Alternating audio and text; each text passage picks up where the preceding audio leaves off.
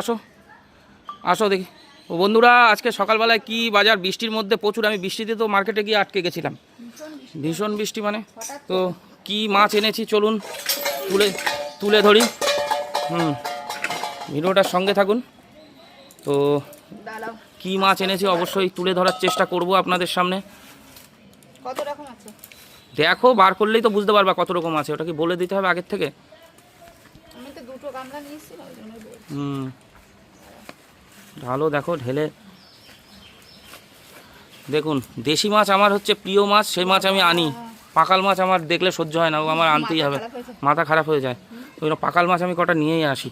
পাকাল মাছগুলো একটু ছোট সাইজ আছে কিন্তু দেশি, পিওর দেশি। আর ওইটা ও বাবা, কালকে নিয়েছিলাম আর আজকেও। চুনো মাছ, চুনো মাছ না, এটা হচ্ছে কি বলে, মোরলা মাছ। দেখুন একদম ফ্রেশ। কালকে দারুণ ছিল, আজকেও দারুণ হবে। একই জায়গার মাছ, একই জায়গার মাছ। না, এইটা হচ্ছে একদম ফ্রেশ, কোনো কাটা নেই। এটা হচ্ছে সামুদ্রিক ট্যাংরা, মানে সামুদ্রিক রিঠা মাছ হয় না, চামড়া ফেলে দিয়েছি। হ্যাঁ, চামড়া তুলে দিয়েছি, চামড়া তুলে দিয়েছি, ফ্রেশ মাছ। হ্যাঁ হ্যাঁ হ্যাঁ হ্যাঁ হ্যাঁ হ্যাঁ হ্যাঁ, ঠিক আছে, ঠিক আছে, ঠিক আছে।